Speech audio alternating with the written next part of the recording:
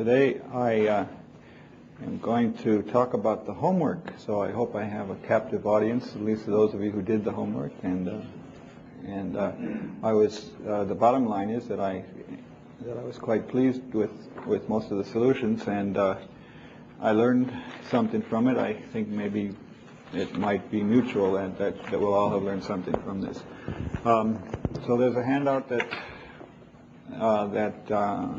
do you have it here? Handout number 22 talks about it. So you can be reading that instead of looking on the screen. This is hot off the press. They were just hot off the Xerox machine just on my way to class. But I think it's probably not too many typos. The assignment, as you'll recall, was to take the exercise in Gilman's book, in the appendix of Gilman's book, which showed how to take a paper from before to after, where after had much simpler notation, and to use the same ideas again on after to get post after, or whatever the next term is, and something that goes once through even simpler notation.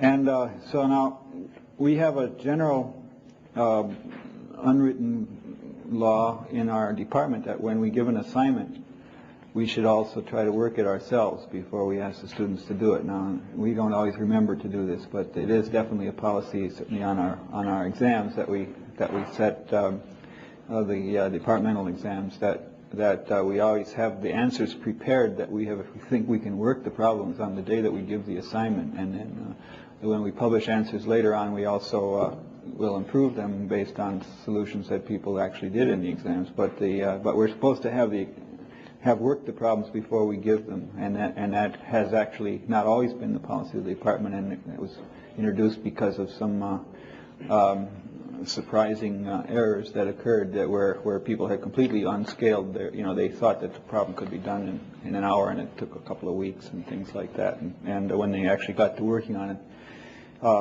So anyway, I did the same with this homework assignment. I tried to solve it before I dared assign it to you, because I didn't know, unless I had gotten to the end of it, that it would actually be possible to go through and improve on Gilman's work at all. And so I present in solution 1 here the thing that I wrote out. In fact, I wrote this solution A the same day as I wrote the handout that you got assigning the homework. So when you saw the homework problem, Phyllis typed this also the same day. And so I had both of them sitting there in front of me, and this is just a rewrite, sort of follows sentence by sentence pretty much the way the other one was. And I don't want to read it to you now. You can read it at your leisure, but I want to point out something about that I did change in the theorem, that if you remember, the actual theorem had a more complicated property in it. It says it said if alpha and beta are unequal, then alpha is in A sub beta, or beta is in A sub alpha. And I simplified that because I realized that it didn't matter. You don't have to have that property alpha unequal beta. You could just say for any alpha and beta this is true. Now the reason is, I've changed the theorem, so this was something that I'm not surprised other people would hesitate to do, because I didn't say change the theorem. But this theorem is simpler to prove, and it's equivalent to the other theorem. Because if you have a family which has this property for all alpha and beta, then it certainly has the property for all alpha unequal to beta. That's a weaker thing. On the other hand, if you have the weaker condition, then all you do is add alpha to A sub alpha for every set, and it works, and then this condition holds in general. And so you can always get from the weaker condition to the stronger condition. And so there was no point in cluttering up the proof and the hypothesis with this extra complication. So I simplified it in that way. But that was a minor point, but it's worth noting for those of you who got into this problem. The next thing is that I followed a general strategy in here that would apply to many other things, and that is I tried to avoid enumerating things when I didn't have to. So instead of saying that n is a sequence, n sub 1, n sub 2, n sub 3, I just said n is a countable set. So I didn't say it was a sequence, I just said it was a set. Then later on, when I needed to know it, I could talk about the kth element of it, or something like, of a countable set in some enumeration. But I didn't have to enumerate it until I needed it, and then I could just need it locally. And for one or two sentences, we had a subscript that was implied, but easier to understand, in fact, and having so many subscripts and superscripts all over the place. So that was the method I used here, and carrying it through, well, it gives a solution, as you see. And the factor of 2, I guess, in reduction of length, so although the argument was the same, essentially sentence by sentence, you can sort of map the old sentences into the new ones. They get shorter in this way. Now, what I didn't realize in this was that is a trick that most of you actually used in your homework papers, that you held back, you didn't hold back in the same way of not numbering the sequences, but you held back in not naming the correspondence with a notation. So here, in other words, I had a set corresponding to alpha is called n sub alpha. And a lot of you, in your solutions, you didn't do that. You just said, in the proof, let n be the set corresponding to alpha. And, or you say, we will call this the corresponding set, or in fact, there was a better word in the counterpart, yeah. And that was a nice, so it would turn out to, that was another way of holding back on introducing notation when you didn't need it. So I still was hung up on the idea of putting an alpha in this thing, and in this sequence that I named, I decided to call it alpha 1, alpha 2 in that way, instead of the way Gilman had done the other one. But I didn't need that. I could have just said C was the corresponding set to alpha. So anyway, this is my solution. However, I didn't rewrite it again after finding out the better ideas from you guys. Now, the one that I like best is solution B, of all the ones that were submitted, and this has three or four really nice aspects to it. So I want to emphasize them now in words, and then you can read them again after class. But here he just says, we'll call the sequence, we shall call, he says. It's okay, I got by me, I don't mind a shall. But you could call it the sequence of ordered pairs corresponding to alpha, the counterpart of alpha, and vice versa. Now, turns out counterpart is a nice word. Hasn't been abused for any other purpose in mathematics. So when you get to counterpart, you're going to be able to remember. It also has the right feeling for this problem. So when you get to the thing here, you can talk about the counterparts. Okay. Now, so the other thing he did was in this lemma, he changed it from an ordered pair of sequences to sequences of ordered pairs. Now, this is really the same thing. If you have two sequences, those are two arrangements of numbers on a line. But there's also, it's a sequence of columns, each of which is an ordered pair. And now this was a seemingly minor change, but it actually meant that now you could think of the columns, the n sub l and the t sub l, as if they were just a pair, nt. And this is really like a function that maps n into t, that very natural. While the Sierpinski's proof had this very indirect. You had to go from n to t by knowing that n sub k was mapped into t sub k. Well, this is, Pang in his solution here discovered that really it was a mapping from n to t. So you think of it as an ordered pair rather than two sequences that are somehow going in parallel. So that was a nice way to cut through the logic of the argument and realize that. That I think was an excellent discovery. So what happens is that when you get this, once you make that change, then you can go through the theorem and actually come to a point where not only can you check it, but you can understand it.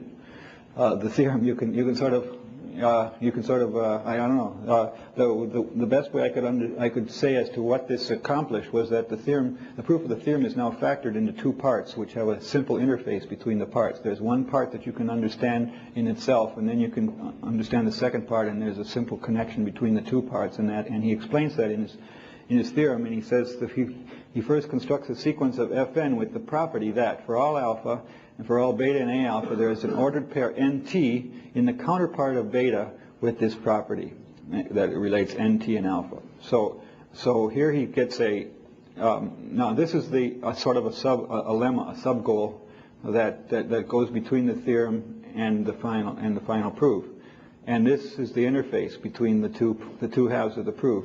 That's like taking a large computer programming and dividing it into modules that you can assign to two different programmers, and they don't have to know much about it except they have to get to this this sub goal, and you can get from there to the end.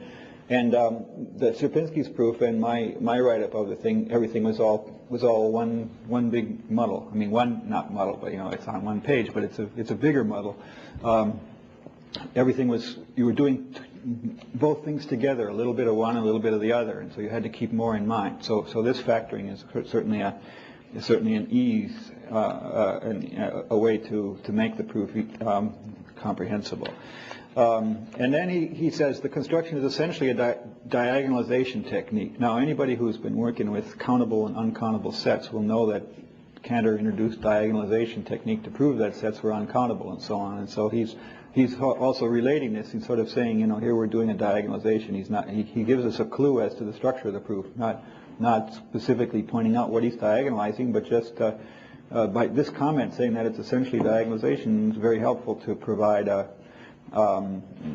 reader gives some confidence that he's going to be able to understand it, and to get sort of a feeling for the structure. So that's another nice thing. But the main idea was the factoring into this property, and then he reinforces the property at the end. He says, moreover, the sequence has the desired property. He repeats the property here, and we can now check it at this.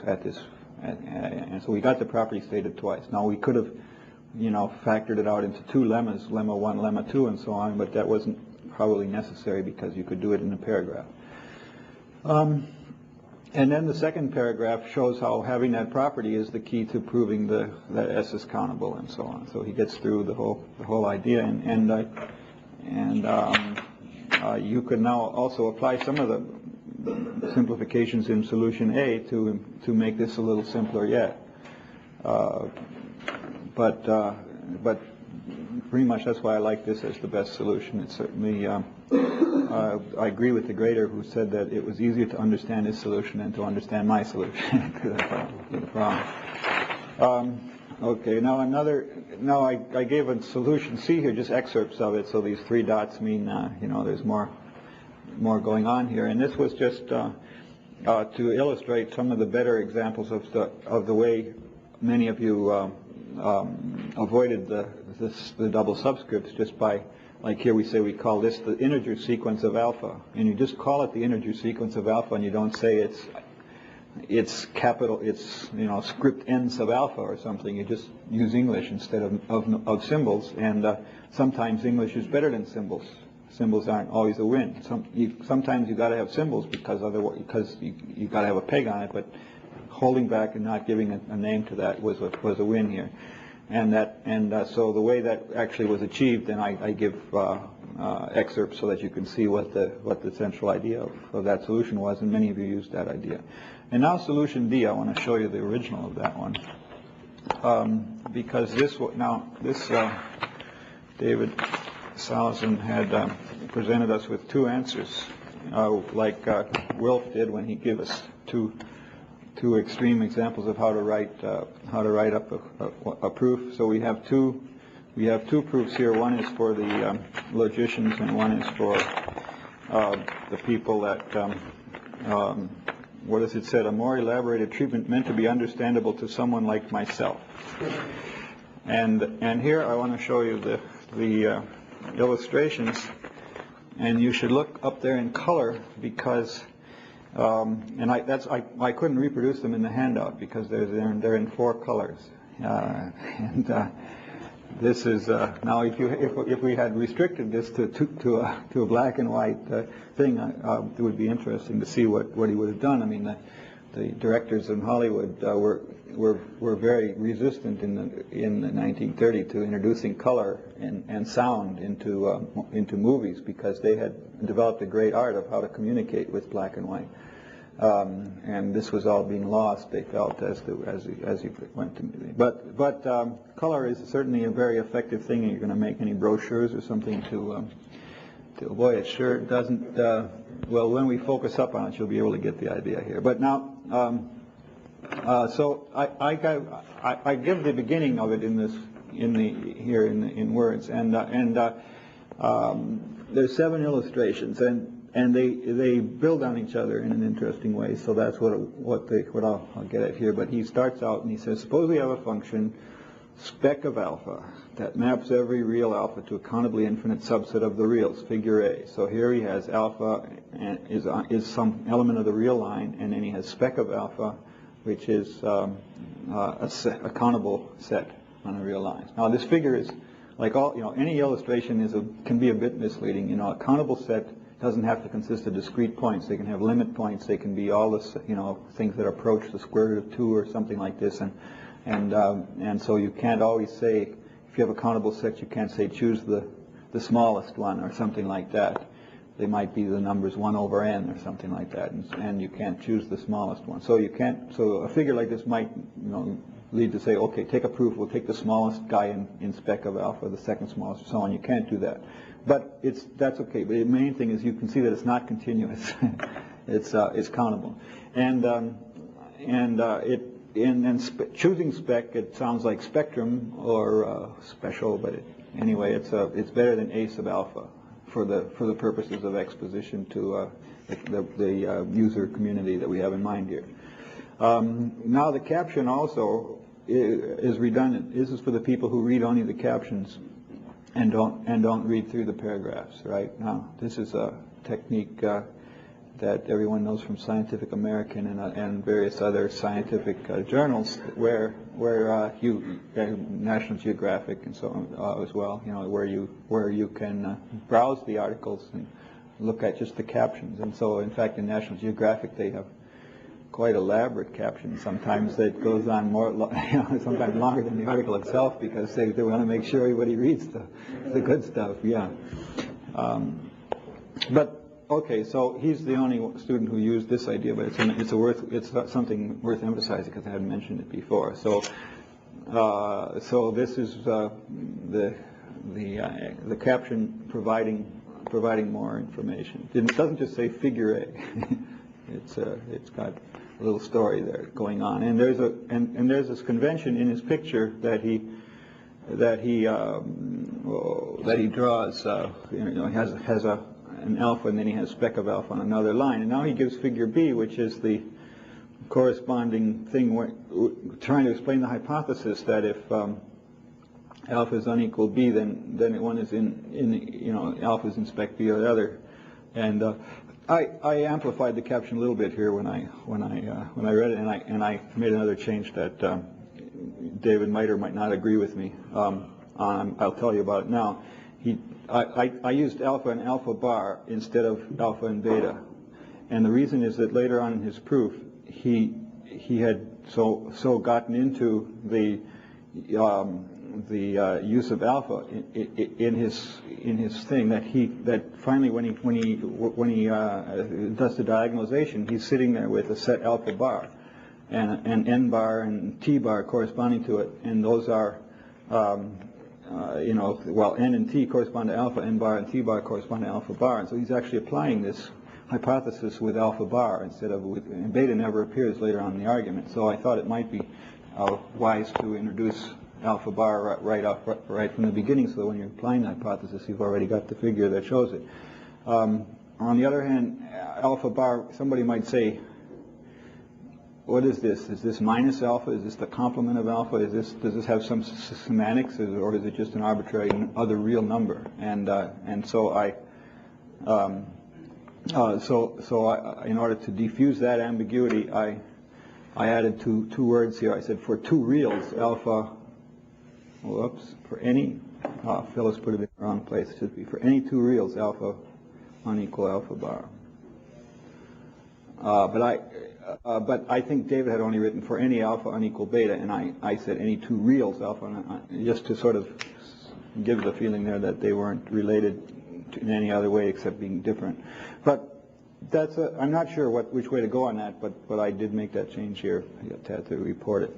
Now the way he's done it now, though, he has a color code. So the alpha dots are like figure A in red, and the beta dots are like figure B in blue, or like figure A in blue. And there's a problem when the blue and red want to be on the top of each other. So maybe, I don't know what the right solution here is. I used X's and dots in order to get it black and white. But he has a convention. But the main point is now that he's searching for a graphic that will be a visualization of the mapping from alpha to spec of alpha and the condition that we have between spec of alpha and spec of beta.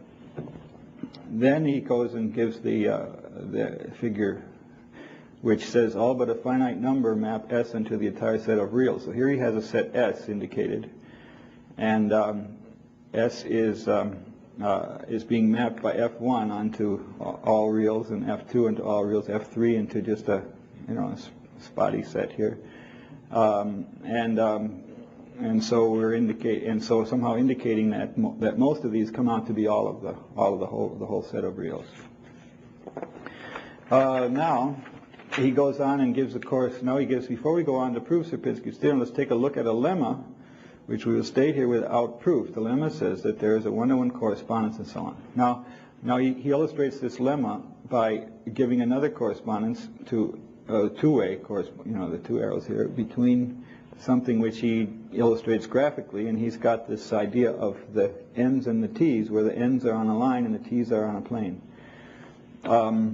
Now, if he had worked together with Pang, he would have given this as a single graph where you have n and t coordinates. In other words, so that Pang's idea, having the sequence of ordered pairs, means that you really are just giving points on a graph, which would even be a better visual for this thing, because it's going to turn out that those are the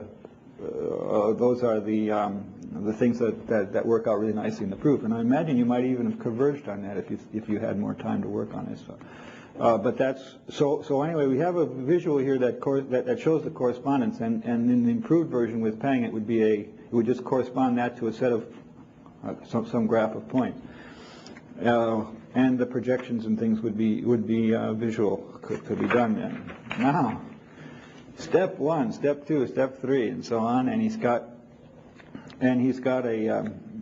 these things growing. So he starts out with alpha, and he's got various points in spec of alpha, alpha 1, alpha 2, alpha 3, which each have their own little graph that go with them. You see, and this is how the L sequence is being constructed. Now, you see how these images are remaining consistent and nesting on each other to build a bigger thing. Now, the same idea was used very effectively by similar idea. Same concept somehow was used very effectively by Peter Nauer and Nicholas Wirth when they wrote the original write-ups on Algol 60 and on Pascal. They would start out and they would define the syntax of the language, but they would also give examples of everything. So they'd give an example of an identifier, and they would give an example of a constant, and they would give an example of a simple expression, and they'd give an example of a Boolean expression, and so on. And these examples built on each other. And so as you go through the Algol report, you would be seeing a story that was sort of being told, the subsidiary to the main one, and you could follow the characters as they were developing. The examples fed together and formed components. The expressions that you were building were from simpler parts that you had already understood, the simpler parts. And he's doing this visually now in these diagrams. And so then we have, going through the construction, we're getting a big step 4 here, which which goes from which goes to f of s, some assumption about the theorem, and now the grand climax is steps 5, 6, 7, 8, 9, and 10. It takes us back here where we get our contradiction, and you can actually follow the thing.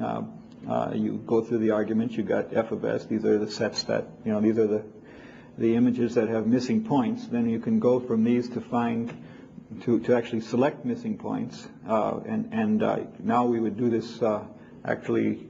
With Peng's idea, we would simplify this, because when f1 is missing a point, then we get a 1 comma t is that point that's missing, and so we would get a graph that was just a subset of the complement of this image here, and then that would take us up by through 6 to spec of alpha and spec of alpha and spec of alpha is an arbitrary element that we're trying to prove is not in S, and then we have spec of alpha bar, which then we can use to get the contradiction, and we can go back down and we can get down to here. Okay, so that's anyway. So it was possible to make a visual story out of this proof, following the proof as it was, and it was innovative, but using basic ideas that generalize, I think, when you're doing. Now this is something that you use most often that I use most often in making a lecture, because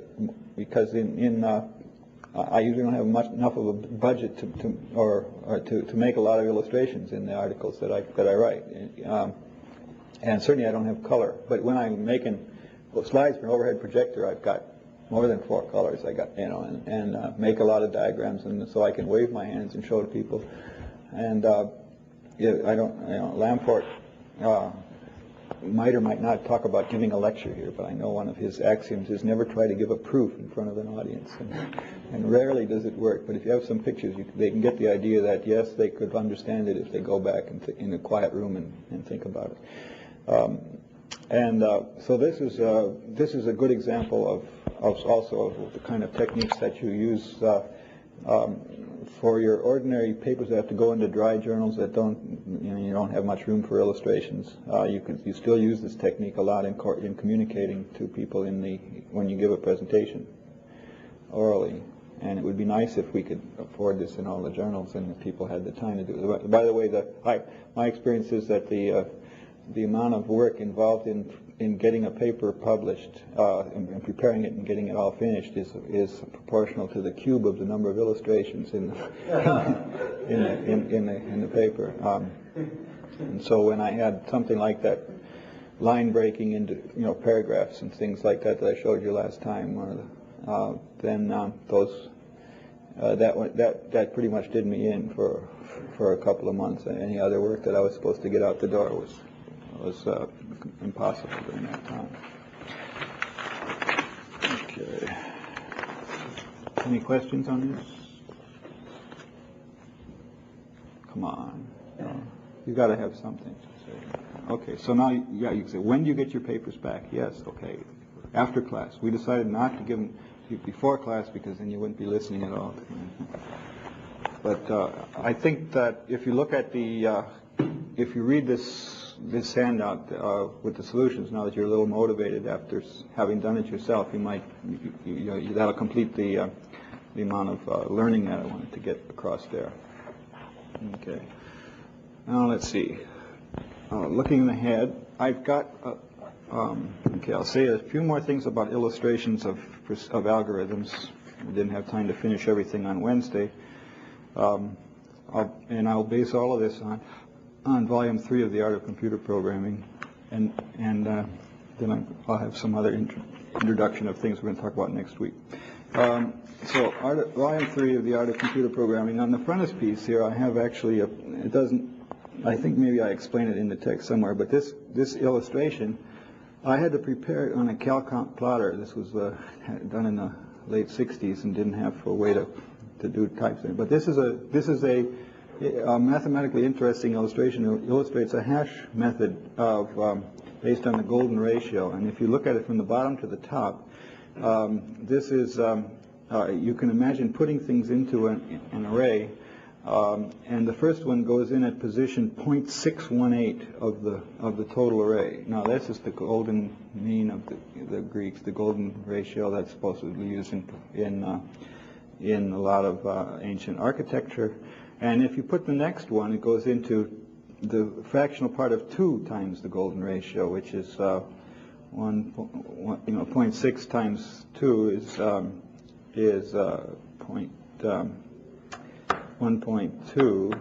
No, wait, is that right? Yeah, but it's so it's actually going in here. It's not at the golden ratio square, but at 2 times the golden ratio. This one goes in here, but this number divides the first part into two parts, which are divided in the golden ratio.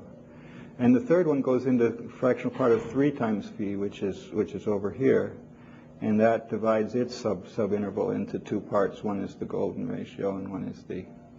In other words, this was 0.6, and it's now being divided into 0.3 and point what was it? 0.4, isn't it? The complement, 0.4 and 0.2, roughly. And then anyway, each term, as you add in each point, it's the n times the golden ratio. I'll take the fractional part. And the interesting theorem about these is that every time you add a new point, it falls in one of the largest remaining intervals, and it divides that interval in the golden ratio. So these points stay very far apart from each other. And this is useful in hashing, because you don't want things to cluster up, and so if you happen to have sequential keys and you use a golden ratio for hashing, then this spreads them out in the table. So that was used as a illustration there, and I think I did mention it when I got into hashing, that it was in the frontispiece. Now here's an example on page 8 that is another illustration of my philosophy of trying to give a long illustration of something that prints a lot of the rules. This one was fun to make up. The exercise is going to be to design. I mean, this is a 33 level exercise, which is supposed to take a while to do, but is to design a way of handling inside a computer the way that librarians alphabetize things in the card catalogs. And actually, the rules for alphabetical order in a library card catalog are somewhat hilarious. And you have to, but if you want to find something in a library, you have to ask the reference librarian or know these rules. And so I was saying, how could you do this inside a computer if you're going to do there's a book on sorting, and I'm saying, how could a computer sort cards into the order the way the librarians do? And so these are in alphabetical order here. And the first cards, for example, is alphabetized under AC, C, because you ignore foreign royalty except British. This is one of the first rules in things. So if it's the Royal Society of London, it's under R. But if it's the Royal Society of Turin or Rome here, it's under A for Academy. Okay. Now here we get. 1812 is alphabetized under A because this is in German language, so you spell it out 1812. The next one, it says treat apostrophe as a space in French, and so the D de histoire here is before des because it's a space in French. Okay, you have to ignore accents on letters. Brown, Mrs. Does not count in the alphabetization, so J comes before John.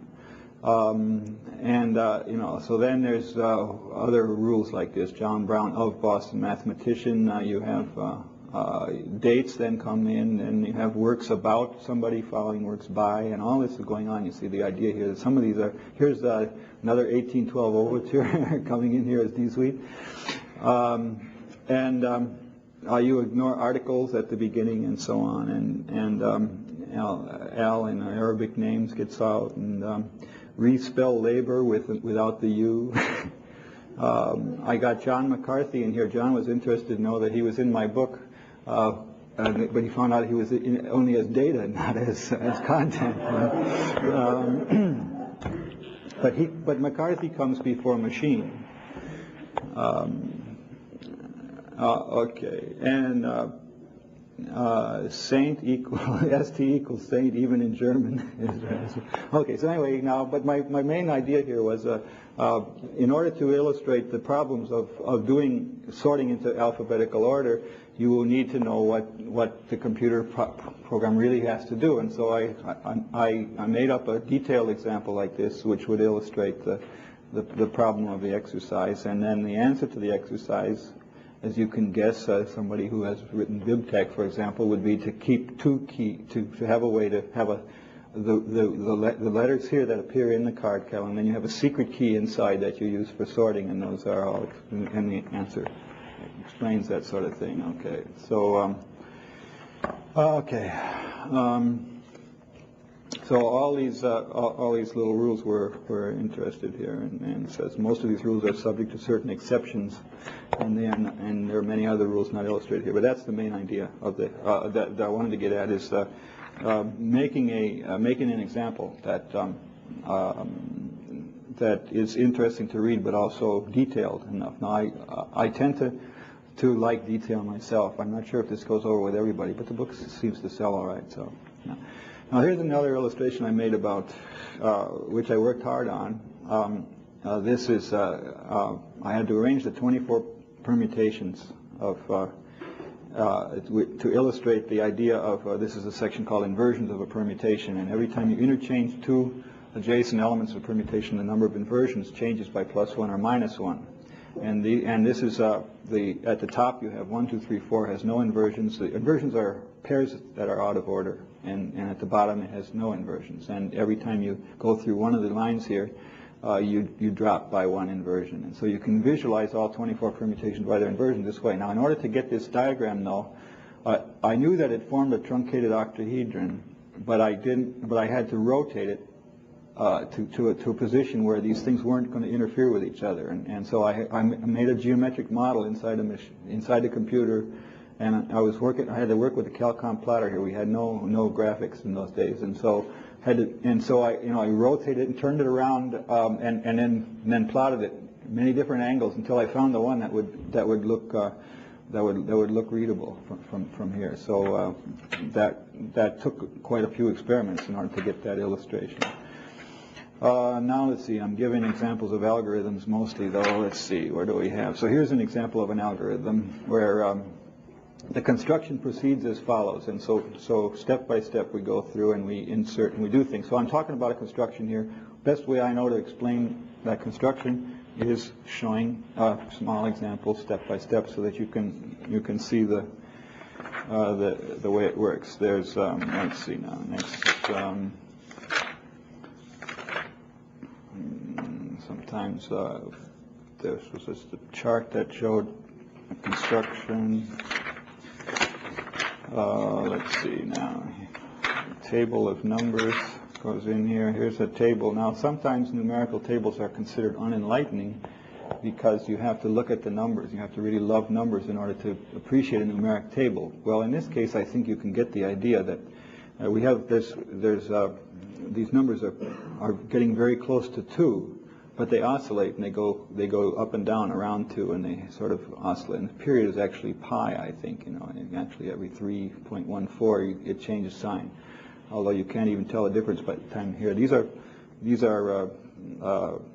unusual polynomials. I wanted to show how fast they converge to 2, and you can't do that graphically because you have to see the numbers. I mean, they're so close to 2, they'd all just look like 2 if you plotted them, I think. So and then the reason for this is given.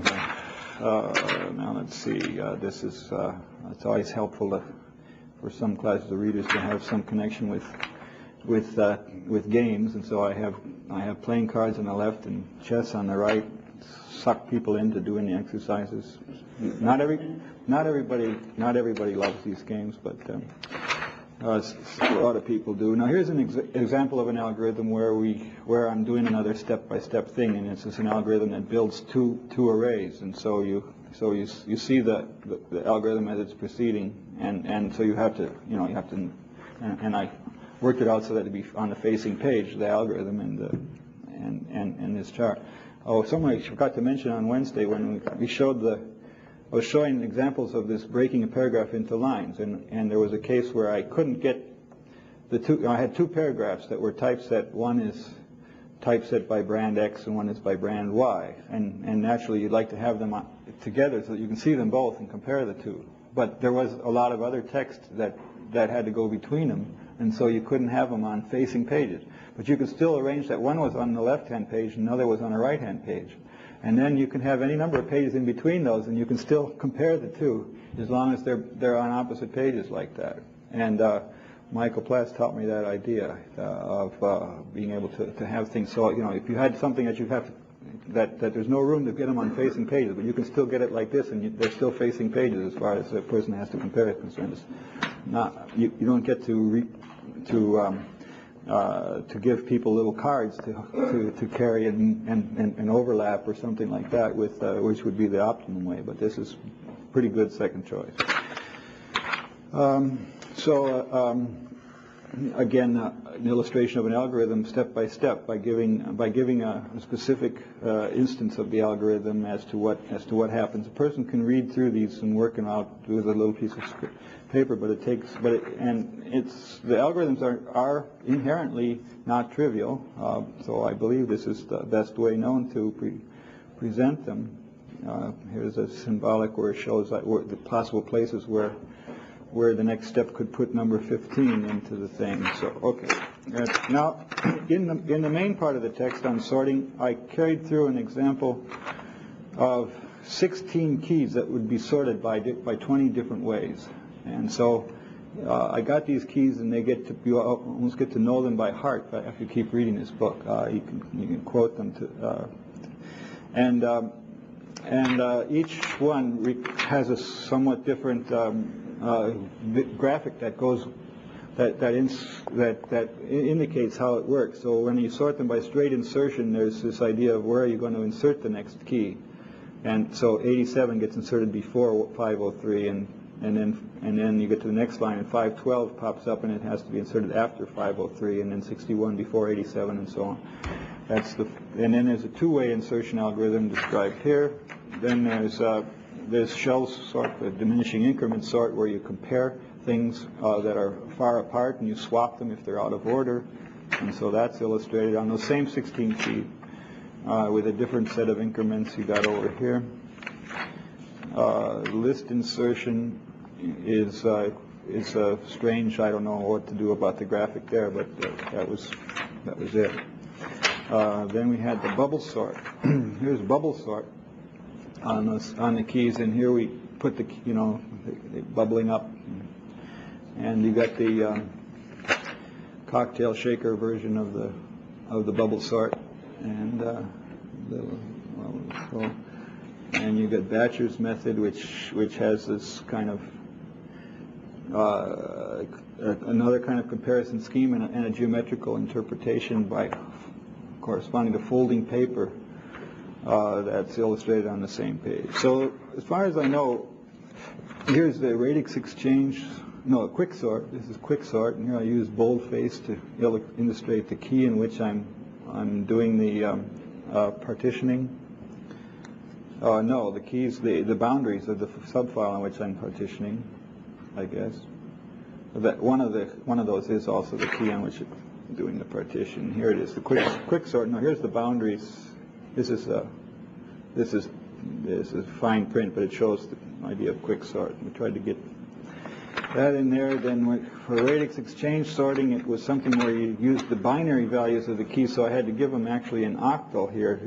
Binary would have taken too much space, so I gave the same keys in octal, which you can use to see the pattern of bits in the keys. It was a binary-based method. Okay, so anyway, carrying through an example of the same thing sorted in different ways. I helped to tie it together, but also illustrated the different sorting methods. Here's a method of sorting those keys where you pretend it's a tennis tournament and the winners go to the top and things like that. All right. Now, next week I want to talk about two things. First of all, on Monday, my plan is to discuss getting quotations to use at the beginning or end of chapters.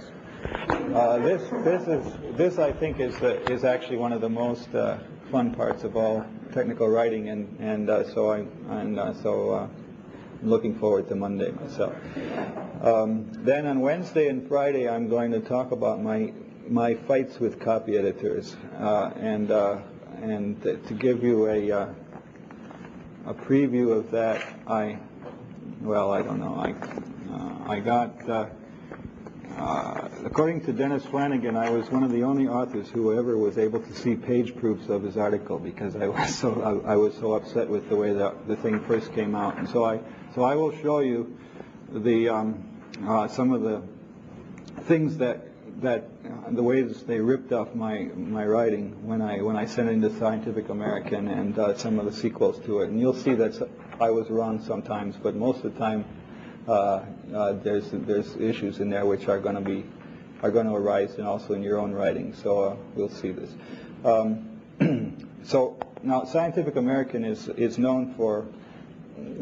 known for heavy rewriting of articles that were submitted to it by scientists.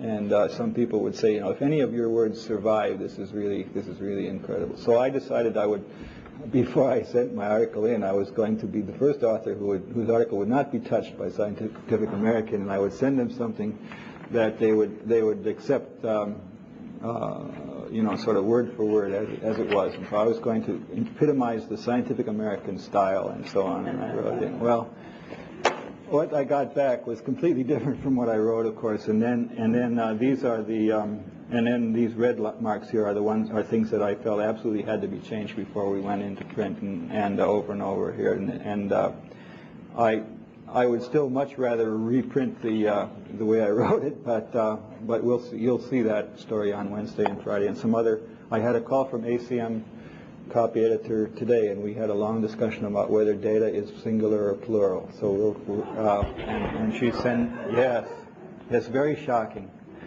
Yes, and I'll tell you about that also. And she says a letter is coming in the mail. So of course.